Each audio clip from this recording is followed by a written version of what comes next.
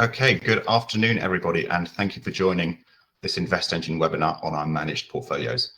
My name is Andrew Prosser. I'm the Head of Investments at InvestEngine, and I'm joined today by Investment Manager Gonzalo Machado.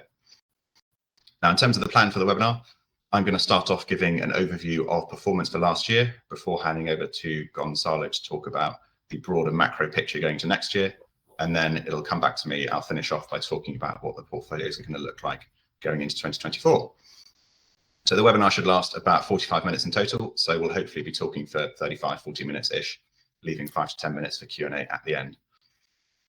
Now, this is new webinar software for us, so please bear with us. But if you do want to ask questions as we're going through the presentation, you should be able to click on the Q&A button on the top left of your screen and type questions in there. They're not going to be broadcast to the whole webinar chat. They'll come straight to us. So don't worry if you think you've got a stupid question. Just feel free to ask away and we'll answer as many as we can at the end. So all that leaves me to say is that usual disclaimer that your capital is at risk whenever you invest. This is for UK clients only, and that none of this is financial advice. So into the first slide, let's get going. And we're starting off here with a review of performance for 2023. We've got our InvestEngine portfolios are on the left there. Our growth one is our lowest risk portfolio. That's got roughly 10% equity. And our growth 10 is our highest risk portfolio. That's almost entirely equity. So you can see our growth one gained about 5.87% last year, and performance increased by about 1% per risk category until you reach a growth 10, which rose about 15.5%. So it was a good year for all investors last year. All saw nice positive returns, and we'll get onto the reasons why in a second. We have on the slide here some other investment managers to compare against. We can't get data for all of our peers, so we've included the ones that we are able to find because they're either listed funds or they release performance data publicly on their websites. We've tried to make comparisons as like for like as possible in terms of risk. So we've matched the equity weightings of our own growth portfolios against our peers. So let's take an example. Our growth 2 will have a similar equity weighting to a life strategy 2 and a money farm 2. So they should all be taking similar amounts of risk. It is worth noting that the InvestEngine returns are gross of management fees, but net of underlying fund fees. So if you do want to do a like-for-like comparison, you can just take off 0.25% from the InvestEngine performance, which is our annual management fee. Now, the second column you can see there, ARC, that's ARC, that stands for Asset Risk Consultants, and they're a UK investment consulting company. And they gather performance data from over 100 UK discretionary investment managers, and they work out what the average UK manager has returned each month. So the numbers in the ARC column represent what the average UK discretionary investment manager returned last year. The next column we've got there, we have the Vanguard Life Strategy range, which is a range of multi-asset funds from Vanguard, which have fixed equity allocations. So for example, the Life Strategy we've got in the same row as our Growth 2 will have 20% equity, just like our Growth 2. And the life strategy we have in the growth 8 row, that'll have about 80% equity, just like our growth 8. So the life strategy funds, they're lovely and simple, but they do tend to have large weightings to the UK. The 100% equity life strategy currently holds about 20% in UK equities, which is a significant bet on the UK, given the UK is now only around 3% of the global market. So when the UK outperforms, those funds will do really well, but it's a significant active bet and an overweight to the global market. Which I've always personally found was quite at odds with Vanguard's reputation for being passive index trackers. But anyway, next to that, we've got Money Farm. They're a UK robo-advisor. And then we've got AJ Bell, the investment platform, who run their own funds, both of whom report performance on their websites. So we're able to get performance data for them. So performance for our InvestEngine managed portfolios has been good for us this year against a selection of our peers. I think it's worth mentioning that it's only 1 year. We could spend ages here banging the drum about how great we've done against our peers and producing lots of nice graphs showing us outperforming everybody. But we're a long-term investment manager, and that means our portfolios are built to perform over the long term. 1 year's performance shouldn't be affecting anyone's decision-making, either ours or our clients, so we shouldn't be paying too much attention to any single year of returns. So with that in mind, let's skip to the next slide, and that's our performance since inception. Now, this is a very busy chart. So I'm not going to spend too long on it, but the main point to take away from this slide is that at the end of 2022, we updated our methodology to really better differentiate the risk levels between the risk profiles, which is why you saw on the previous slide that a growth 1 returned 5.9% because it was mostly low risk bonds, and a growth 10 returned 15.5% because it was mostly higher risk equities. And you can see that dispersion reflected in the chart from when we updated the methodology at the end of 2022. So it's just a good reminder that you can be confident when you sign up for a managed portfolio that the portfolio's risk levels will match your own, and we'll get more into that in a bit more detail later. Now moving on to slide 5, we're going to start talking a little bit about what drove performance in 2023. And the main performance driver, the slide hasn't come out exactly correctly there, but the main performance driver for both the US market and the global stock market was the rise of the 7 largest US companies, which were dubbed the Magnificent Seven. So these 7 companies, they were Alphabet, Amazon, Apple, Meta, Microsoft, Nvidia, and Tesla. They all produced really exceptional returns. They drove equity markets higher, which was especially notable because it was in pretty stark contrast to the rest of the US market, which produced more pedestrian returns, at least in relative terms. I mean, 8% in any given year is pretty good, but when it's compared to 67%, maybe not so good. And this kind of bifurcation between the Magnificent Seven and the rest of the market shown in the chart, which visualizes the performance of these 7 stocks against the other 493 in the S&P 500. A portfolio of the Magnificent Seven was 70%, almost 70%, compared to about 8%. So the reason these 7 stocks did so well was all the excitement over artificial intelligence technology. You know, we had the likes of ChatGPT storming into public consciousness, which brought AI's potential to the attention of global investors and created significant opportunities for those 7 companies in particular. So those 7 companies were the main drivers of returns. Now, what also helped, if we skip to the next slide, especially in the last couple of months of the year, which saw stock markets rally strongly, was the second bullet point there. It was falling inflation levels, which resulted in the market expecting more interest rate cuts in 2024. And this was good for both stock and bond markets because falling interest rates, at least in theory, reduce the cost of borrowing for companies and reduce mortgage payments for consumers, both of which are good for company earnings. The stronger sterling in 2023 also helped portfolios thanks to our hedged US dollar exposure, and our exposure to high quality companies also added to performance. Now, in terms of what detracted from performance, our exposure to emerging markets was the main detractor. China represents about 30% of the emerging markets index, and the country had a pretty poor year for stock market returns because it had a lot of real estate issues. It suffered from weak consumer spending and high youth unemployment levels. But overall, looking at 2023 as a whole, it was a good year for our growth portfolios.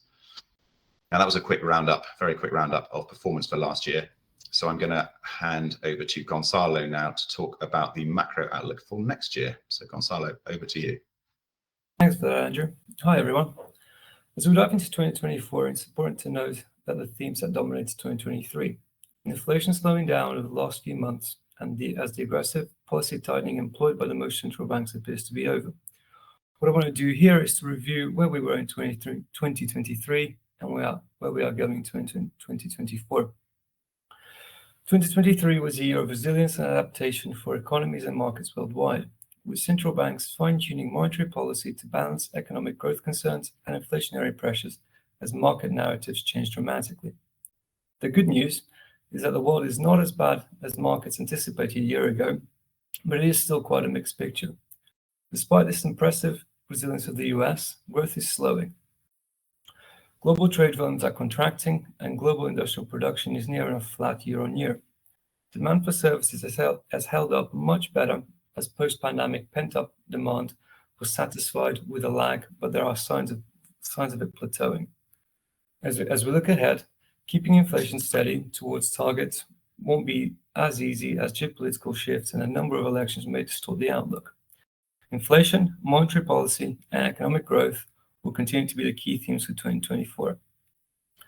We move on to the next slide. Please. Thanks. The economic distortions of the past few years have produced tectonic shifts in the global investment landscape. The massive fiscal stimulus echoed by the COVID-19 pandemic, embarked on by governments, and near zero interest rate environment have given way to inflation numbers not seen for decades. This came at a time where it seemed that the world was coming to an end and the governments looked to do whatever it took to make sure this was not the case. This, in most cases, prompted the central banks to expand their balance sheets to trillions of dollars in the case of the United States, the Eurozone, and the United Kingdom. This fiscal distortion gave rise to inflation numbers not seen in decades, which was fueled by consumer behavior and profit maximization by corporations. In 2023, inflation took center stage, reaching multi-decade highs in many developed economies as central banks actively addressed and battled against rising inflationary pressures. Having peaked in the last few months, primarily through consumer goods, this is a trend we should see in the next 2 years as developed economies continue to their quest at 2% inflation target. This will be heavily influenced by commodity prices, as any spike in the price of oil has the potential to derail the progress of disinflation.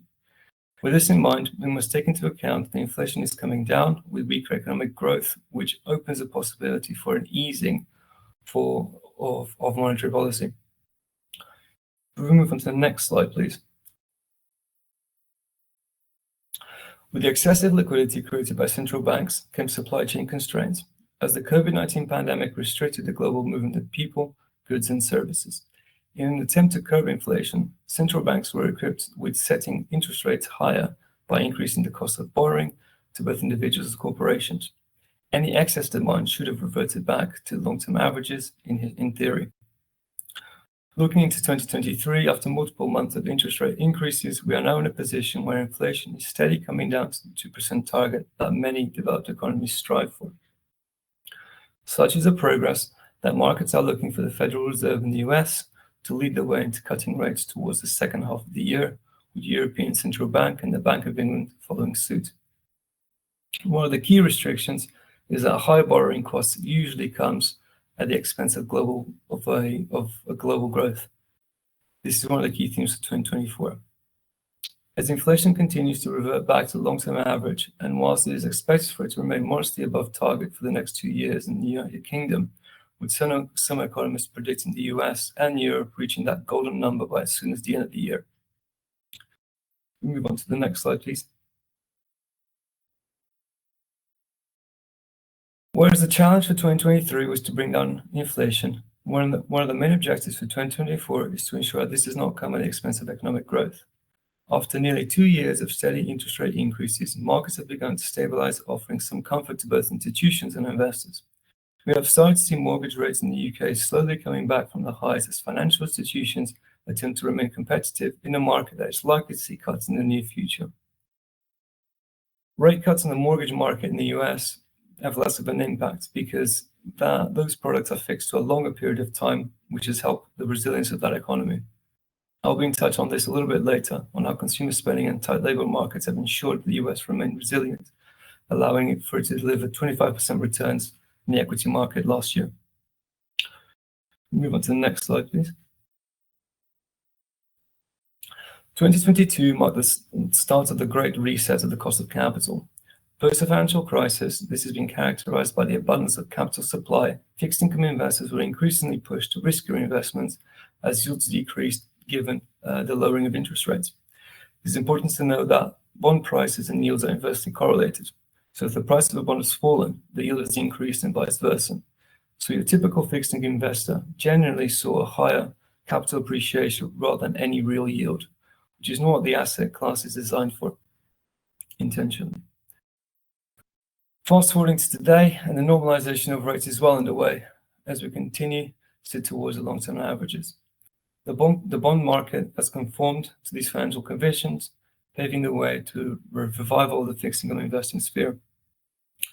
As investors cast their eyes on central bank statements to look for clues of when interest rates may peak for the time being, this has been a time of great volatility for bonds, which has surged in the last quarter of 2023 to finish in positive territory.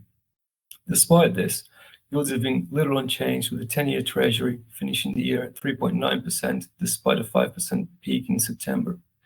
Going into the year ahead, yields are not expected to be as volatile as 2023, with the front end of the curve remaining relatively in range as long-dated bonds readjust to interest rate policies. In terms of short-term rates, we can see that the 2-year gilt is starting to come off in terms of yield, and we're starting to price in interest rate cuts. If we move on to the next slide, please. Over 2023, we had some normalization in the labour market in the US. We're not back to normal yet, but we have come a long way since the unemployment highs of the COVID-19 pandemic.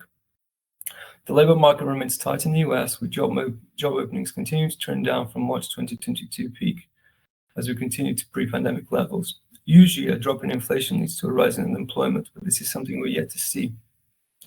Over in the UK, wage growth is finally starting to show signs of slowing. Whilst the annual run rate remains very high, pay pressures are starting to ease. These pressures are forecast to cool down further and amid falling headline inflation and ongoing labour rebalancing. We move on to the next slide, please. Consumer spending is a key component of GDP growth in all economies, and in the US, this is no different. In the case of the US, it is responsible for 2/3 of the demand in the economy. 2023 was a very successful year, primarily because American consumers kept spending, pushing up credit, but also benefiting from real wage growth. At the beginning of 2033, the forecast for global growth points towards a number around 2%. However, the final print was actually 2.8%. Although this may not sound like much, it is almost a 50% increase and higher than expected. This expected resilience can be explained by many factors, and one that can justify the stronger than expected earnings in the US, pushing equities to all-time highs. The surprising resilience in the US economy has come from the high-level excess savings built up during the pandemic years. US consumers have been able to rely on excess savings and wage growth to offset the challenges caused by elevated inflation. Corporate profits have always remained strong as firms are able to benefit from the markups in a high inflationary environment.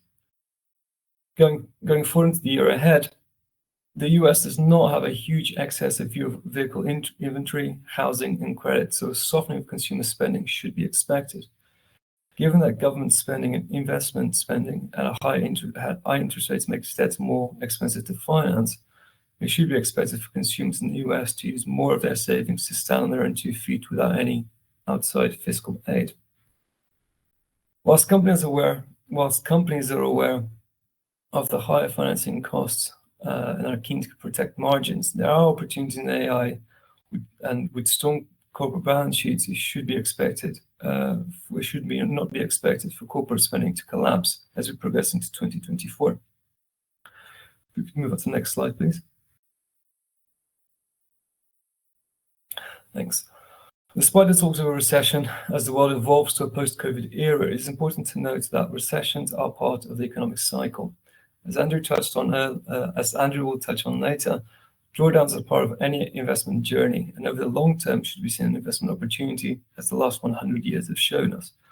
Although it's not hard to find someone that is predicting a recession with the doom and gloom headlines, which are easy to press, looking at economic data at present, it's easy to foresee an economic slowdown globally rather than a hard landing. Of course, each economy comes with some challenges, but even with some of the weaker G7 economies, the performance for 2023 surprised many economists to the upside. Move on to the next slide, please. Looking ahead, the rapid tightening of monetary policy and credit conditions are likely to dampen global growth in 2024, with some markets yet to price this in. Whilst recession risks and macroeconomic uncertainty remain elevated for 2024, markets are priced in for a more favorable soft landing scenario rather than a hard recession.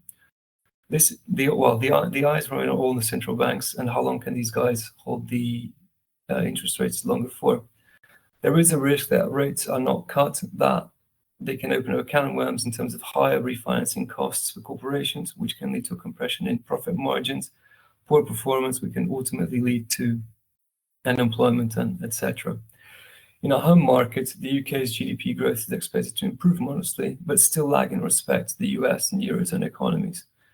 The country has the most challenging outlook of the major economies. Real disposable income is likely to improve by less, reflecting stickier inflation in the UK. Mortgages in the UK are also more sensitive to monetary policy when compared to the ones in the US. There is also the unknown outcome of the elections, the concentration of the US market, and the current geopolitical tensions. And on that note, I'll hand it back to Andrew. Thank you very much, Gonzalo. So in terms of what all of that good stuff means for portfolios, as interesting as it is to try and forecast what's going to happen, when it's going to happen, and the effect that it's going to have on markets, getting all of those things right combined over an investing lifetime is almost impossible. So rather than trying to guess what's going to happen in the short term, we instead prefer to pay more attention to the things which we know are going to stay the same in the long run and focus on those. So we've got a few of the key building blocks of our investment philosophy on the slide here, which we know are going to remain true no matter what the market conditions are, and they therefore govern how we construct our portfolios. So the first one is that we're going to be staying focused on constructing our portfolios for the long run. Now, if we move on to the next slide, please.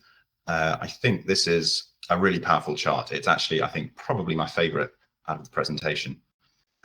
It shows that if you look back through the history of stock market returns, what percentage of different holding periods you would have generated different returns at. Now, that's still a bit confusing, so I think the best way to explain it is to follow one of the lines. So if we take the pink line to start with, that shows that 22% of historic one-year holding periods saw investors losing money. Now, that means if you take all one-year periods which have occurred since the start of the performance data, which in this case was 1970, in 22% of those one-year periods, investors would have lost money. So if you want to extrapolate that into the future, bearing in mind the usual caveat that past performance is no indication of future returns, you can infer that in any given one-year holding period, the chance of losing money in the stock market's around 20 to 25%-ish. But then as the holding period increases from 1 year to 2 years to 3 years and so on, the percentage of periods where investors would have lost money decreases from 22% and gradually reduces to 0 after 12 years. So what that means is that there's been no 12-year period in history where investors have lost money in the global stock market. So now things, I think, get a bit more interesting. If we follow the dark blue line, that's the percentage of periods where investors doubled their money. So it starts off at 0, as if you only hold your investments for 1 year, you're not likely to double your initial investment. But it steadily rises until after 17 years, there hasn't been a single 17-year period in history where investors haven't at least doubled their money. And then you can do the same thing with tripling your money on the green line. So after 20 years, in 95% of periods, investors had at least tripled their money. And then looking at that purple line there, that shows 52% of 20-year holding periods resulted in investors making at least 5 times their initial investment. Now, again, worth stressing here, past performance is no indicator of future returns, but I think it's a great illustration of how beneficial it is staying invested for the long run. And this chart only goes up to 20 years. In reality, we're all going to be investing for a lot longer than that. Many people start a company pension in their early 20s and invest for the rest of their life. So a holding period more like 60 years compared to just 20 on the slide. So you can only imagine how big the multiples of initial investment start getting when you're looking at these sort of stats over a 60-year holding period rather than 20. So that's why our investment philosophy and our managed portfolios are focused on the long term. We want to make sure that our clients get invested and stay invested and capture all the returns that the market has to offer. So next slide, please. This chart is a little bit simpler. This shows the power really of low cost investing. So the blue line shows what £1 would grow to with only a 0.25% fee, and this all assumes 7% growth per year. So that initial £1 grows to £14 after 40 years. The green line shows the impact an extra 1% would have on your portfolio value. So it would reduce that £14 down to £9 after 40 years, adding 2% on top of your 0.25% fee. So total fee of 2.25% would result in that £1 going to only £6, and then a hefty 3.25% fee would result in growth to only £4. So this really demonstrates why we're intent on keeping costs as low as possible for our clients, which is why our managed portfolios are only 0.25% per year, plus underlying ETF fees somewhere between 0.1 and 0.13%. So a total overall cost of about 0.35%-ish, depending on the portfolio. So the next slide shows what our Growth 6 portfolio looks like. One of our key principles is to remain diversified, and this shows kind of visually what that looks like. So the inside donut shows that we're roughly 60% equity and 40% bonds in a Growth 6, and the outside donut shows which type of ETFs those equity and bond allocations are invested in. Now, if you break this down one step further, within a growth 6, we've got exposure to over 6,000 different companies and over 10,000 different bonds. And that spans 82 countries over all sectors and industries. So again, we're going to continue focusing on remaining diversified, which maximizes the return for the level of risk taken. And that is a really nice segue into the next slide, which is about managing risk and remaining diversified. This chart does a good job of showing the benefits of diversification. So I think diversification is talked a lot about in the investments world, but I think it's still a bit underappreciated by investors, especially newer investors. I think a lot of investors, especially those new ones, will simply stick all their cash into an all-equity ETF like an S&P 500 tracker or a global tracker. And for many people, that might be absolutely fine. But what many investors don't do before investing is check whether a 100% equity allocation is right for them. 100% equity isn't for everyone. And this slide shows that global equity investors have suffered multiple pretty traumatic drawdowns over the last 40 years. The pink line shows drawdowns for equity investors of over 50%. And watching your portfolio literally halve in value is incredibly difficult, especially when you're sitting through it in real time. So it's really important before investing to have a go at estimating your risk profile, i.e. figuring out how much risk you want to take with your portfolio. So the chart shows that adding a 40% allocation to bonds, that's the blue line, so adding a bit of diversification to the portfolio would have reduced all of those equity market drawdowns by anywhere between 10 and 25%. And that obviously makes staying invested much easier if your portfolio only falls 29% as opposed to 53%. And you can protect yourself even more if you hold an even higher allocation in bonds. Now, it's not a free lunch. The downside of that is that longer term returns for bonds tend to be lower than for equities. But given how important it is to stay invested, as we saw on that earlier slide, adding bonds to a portfolio is far, far better than being 100% in equities, but then selling out when the market starts falling, because that sort of investor behavior is far, far more destructive to long-term returns. So for anybody on this webinar who is unsure about how to assess their own risk profile, we do offer a free risk profiling tool on our website. It's part of the managed portfolio sign-up process, but you don't have to open a managed account to access the risk profiling tool. It's just a short series of questions which ask you about your willingness and ability to take risk. And then at the end of the questionnaire, it'll give you an idea of roughly what your asset allocation should look like. So for the managed portfolios, at least, our responsibility as investment managers is to properly manage the risks in the portfolios to make sure that our clients are comfortable with the level of risk they're taking. And that is crucially important because it means that when market drawdowns do happen, and they will, they're inevitable, clients who are in the right profile for them will be able to hold on and stay invested for the long term, which is how you generate all those good high returns, as we saw on that earlier slide. Now, again, lovely segue while we're on the subject of drawdowns. If we go on to the next slide, this slide here is absolutely shamelessly plagiarized from JP Morgan's Guide to the Markets. I've updated it for UK investors who are investing in the global market. In this case, it's the MSCI World Index for sterling investors. And what it does is it shows the annual returns from the global stock market in blue, and the pink dots show the drawdown that happened within the year. So if we take an example, if you look to the furthest right of the graph, you'll see that in 2023, the market had a drawdown during the year of just under 10%, but then finished the year up 17%. And I think it's a really powerful way of illustrating a few different things. Firstly, really simply, the stock market goes up most of the time. I think that's a really basic conclusion to draw from this chart. There are far more blue bars above the 0% line than below it. And that's consistent with what we saw in that previous chart, where we saw that the market in any given 1 year holding period loses money about 20 to 25% of the time. So the second thing to note, I think that's interesting about this chart, is that drawdowns of up to 20% within any given year happen really often. There are lots of pink dots between the 0 and minus 20% line. So drawdowns are to be expected. And finally, final thing I think to note on the chart, even when those drawdowns do happen, more often than not, the market still generates a positive return for the year. So I ran some numbers before joining the webinar. Out of the 54 years displayed on the chart here, 22 of them, so just under half, saw drawdowns of at least 10% within the year. And then despite that, despite almost half the years having drawdowns of over 10%, the market still returned over 10% a year annualized since 1970. So really, I think it's quite a reassuring slide that demonstrates that we shouldn't be afraid of drawdowns. They happen really often, they're inevitable, they're part of the course, but actually they're nothing to worry about if you're a long-term investor. And that's, of course, assuming you're invested in a properly diversified, low-cost, risk-profiled portfolio. So with that, we're going to move a little bit more into portfolio construction with the next slide. And this is about bonds. So our kind of thoughts on bonds and how they should be used in portfolio construction is that we want them to be the safe part of our portfolios. So this slide just shows how large the drawdowns were for UK government bond funds during the bond bear market during 2022. And this was when bonds fell across the board because of central banks aggressively hiking interest rates, as Gonzalo was talking about before.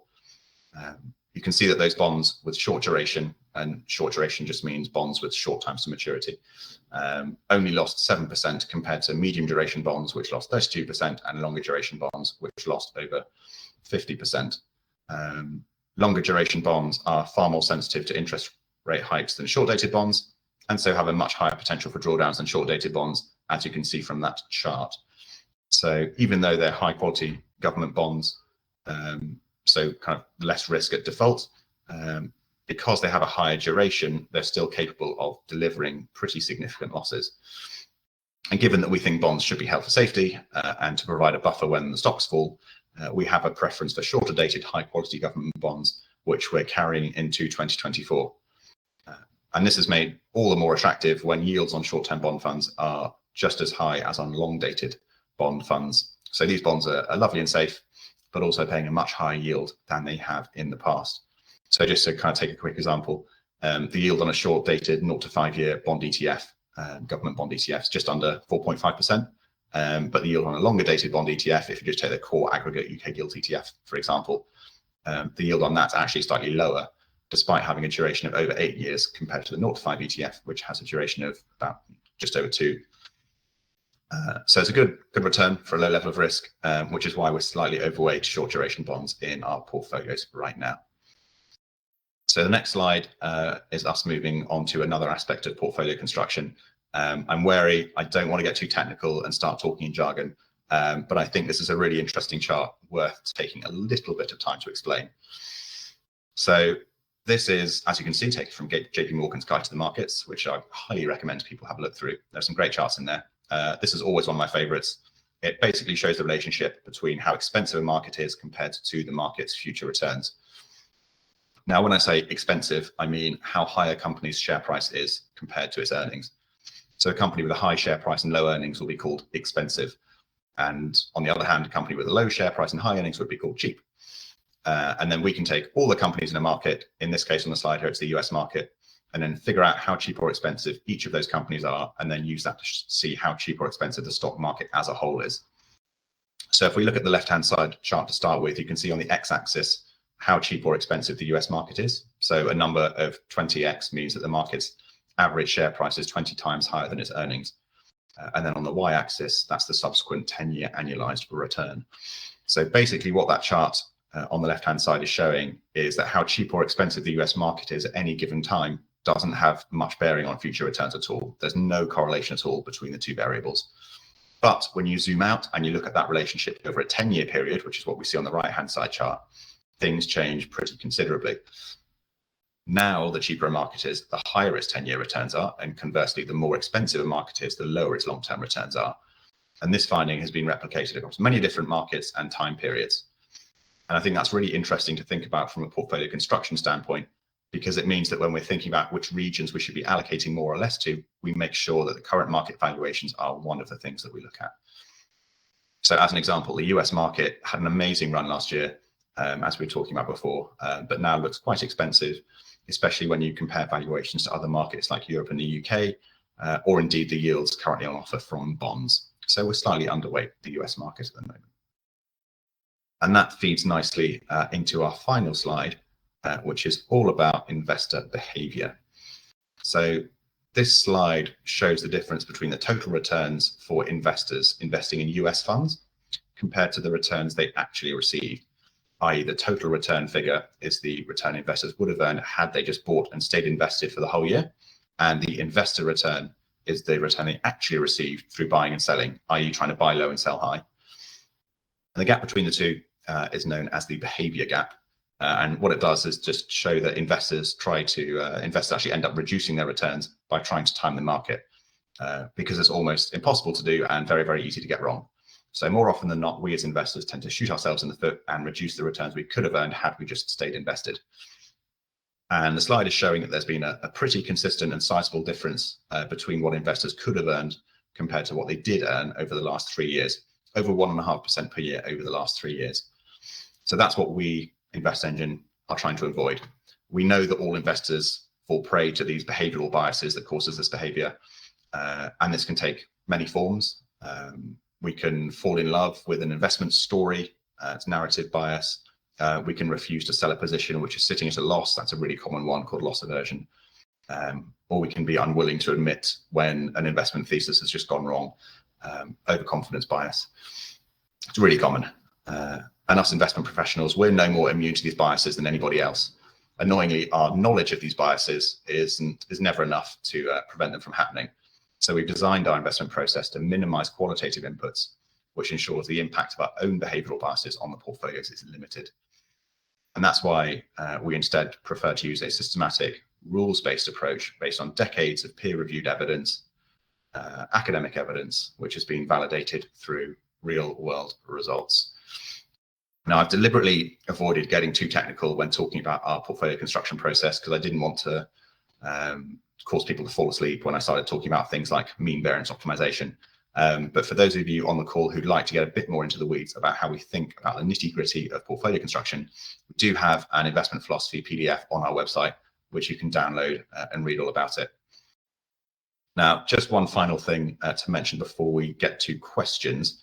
It's a pretty interesting time for InvestEngine at the moment because we launched our SIP product yesterday. So we now offer managed portfolios for both ISAs and for SIPs. The minimum investment for a managed portfolio is £100. You can top up from £1, and for SIPs, if you want to make a regular contribution, the minimum is £20 a month. And then within that SIP wrapper, you can hold a managed portfolio, you can hold a DIY portfolio, or you can have both, totally up to you. So that brings us to the end of the presentation. And we've now got a few minutes left to go through some questions. So let's have a look and see what we've got. I'll see if I can pick one up for you, Gonzalo, and ping it over to you. Okay, how about this one then? This is a good question. So with cash yielding almost 5%, is it worth investing in the market? What do you think about that? That's a really interesting question, given the flows into savings accounts and money market funds. Yeah.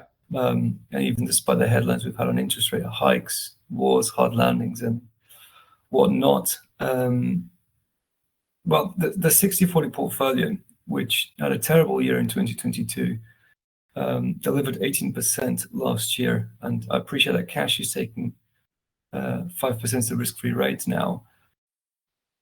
We don't believe in timing the markets, but cash has consistently underperformed stocks and bonds over the long term. So as a place to park cash, sure, but we're not in the business of timing markets, so that's our position. Yeah, exactly. Right, there's a couple more that I'm looking into here. Why ETFs, Andrew? Do you want to take that one? Well, that's a broad question. Why ETFs? Okay, well, we are an ETF investing platform, so I should know the answer to this one. So I think there's a few reasons why we use ETFs and why we prefer to use ETFs for our portfolios. First off, they're very low cost. We saw on one of those slides earlier how beneficial it was to stay low cost in your investments because they're a huge drag on returns over time. So that's one reason. Second reason, ready-made diversification. ETFs, which track kind of market indices, they're going to hold hundreds of stocks.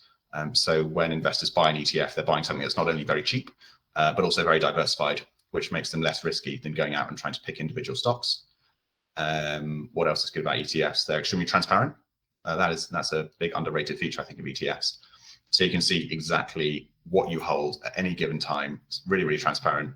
And that's actually what powers our portfolio analytics on the app. So if you go into the app, you can log in, and there are lots of various drill downs that you can do into your portfolio. You can see what kind of sectors you're invested in, what countries you're invested in, right down to the stock level. So what stocks you're invested in, and see what percentage weights you hold in all of those. So another big benefit of ETFs. No stamp duty, again, another big benefit of ETFs. with share purchases in the UK. So if you're buying individual stocks, investors have to pay 0.5% stamp duty, and that's even in ISA as well. But with ETFs, there's no stamp duty, so that's even more cost efficient for investors. So I think those are probably the main benefits of ETFs, at least off the top of my head. Tough. Right, let me take a couple more. So I've got one here, which is, what is a drawdown? Drawdown is the peak to trough decline during a specific period for an investment. So the S&P 500 traditionally has at least one 10% drawdown, and that's when the market has fallen 10%. So I hope that answers that one. Andrew, is there any you want to take here? Yeah, we've got one here. Yeah, we've got one here about can you reinvest managed portfolio dividends back into the market? And it kind of goes with another one that I've just seen pop up there, which is how often do you rebalance portfolios? I think they kind of go together, so I'll answer those both at once. So basically how it works is all our portfolios are monitored daily by our internal software, which we call the engine. And if any of the weights in the managed portfolio ETFs exceed our tolerances, we have tolerances either side of the ETF weights. So if any ETF gets too big or too small, then the portfolios will be automatically rebalanced back to target weights. So it really depends on kind of market conditions, how often portfolios are rebalanced. But I think that leads on to another kind of interesting question, which I haven't seen asked, but I'm going to answer anyway, which is how often we make asset allocation decisions and how often we change asset allocation. So although we do monitor the portfolio's performances on a daily basis, as we've mentioned quite a lot through the presentation, we're a long-term investment manager. So we don't want to be buying and selling things and making big changes to portfolios on a really short time horizon. So we have a quarterly investment committee meeting where the investment team gets together and discusses portfolios. It's not always guaranteed that we'll make any changes, but we'll at least talk about performance, what's working well, what's not working well, where we can improve things, and then make asset allocation adjustments if necessary. So hopefully that answers those two questions. There's a couple more here. How's the forecast for 2024 looking for the S&P 500?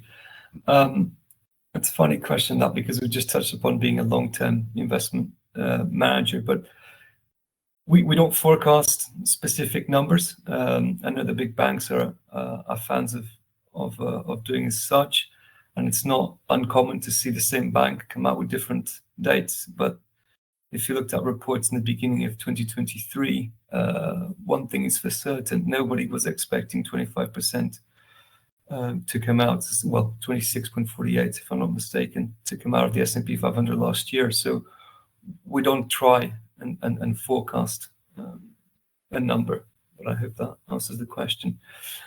And then there's another one here, which is asking if there's an ETF focused on the Magnificent Seven available on InvestEngine.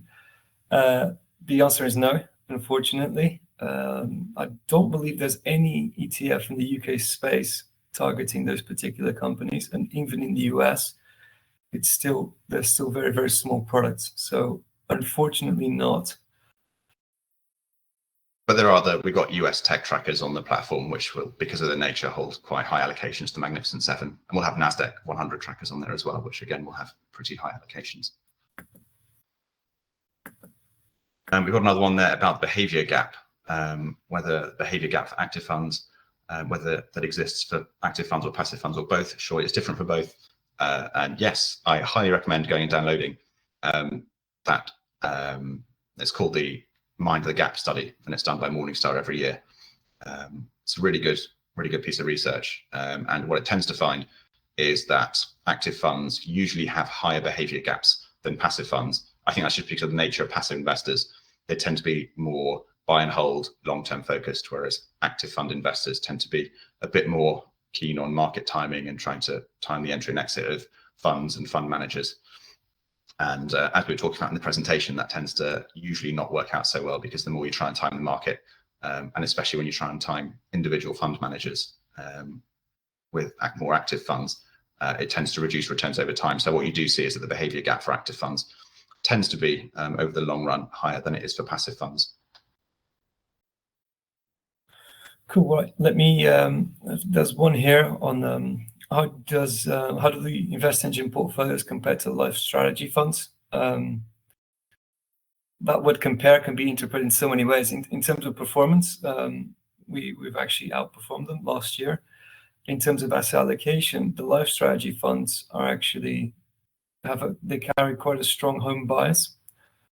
So you like the likes of FTSE 100, FTSE 250s, which were up 3.5% last year, give or take, which is why they lag behind. So that's how we compare. In terms of fees, it's a competitive space, but ultimately their products built ever so slightly differently. Right, do you want to do one more, Gonzalo? I'm just aware that we're at 5:45, so if you want to take one more, then we'll wrap up after that. No, go on. I'll take another one. Sorry, have you got one you wanted to answer? I'll take, there's one here, which is given the issues in Russia and the risks in China, why do you think emerging markets are worth owning in a portfolio? Which is really interesting. So Russia, when the geopolitical events first started, MSCI actually came out and took Russia out of all the indices. So those investments were down to zero in most cases. And I appreciate that China's having a bit of a difficult 12-month period, to put it mildly. However, we can't ignore at least over 1 billion people in the world and an economy that's going to be here for the long run. So even though China is still qualified as an emerging market, it necessarily doesn't necessarily fit the bill of what it used to be. So having exposure to one of the biggest economies in the next 50 years, it's definitely worth owning in the portfolio. Yeah, makes a lot of sense. So yeah, we've run over a little bit. I think that's just about all we've got time for. So if you do want to find out more about our managed portfolios, you can head over to our website or check them out on the InvestEngine app. So all that leaves me to say is thank you all for joining, and hopefully see you next time. Very much.